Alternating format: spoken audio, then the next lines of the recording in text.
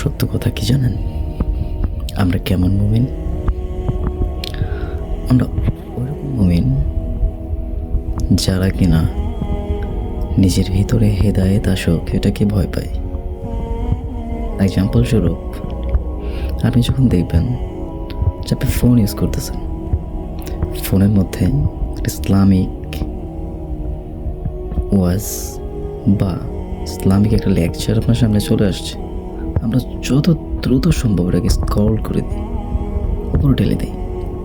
তাই যদি শোনার পর মনটা নরম হয়ে যায়, তাহলে তো আমাদের ইবাদত করতে হবে,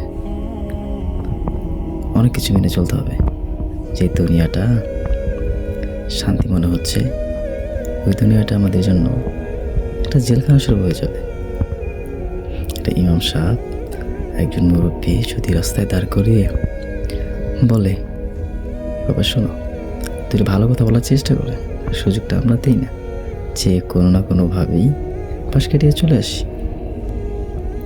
এটাই আমরা বর্তমান জেনারেশন। হৃদয়ের ভিতরে আসুক এটাও আমরা ভয় পাই। সবচেয়ে বাস্তব যে কথাটা, সেটা হচ্ছে আল্লাহ আমাদের যেখানে শাস্তি স্বরূপ পাঠিয়েছেন,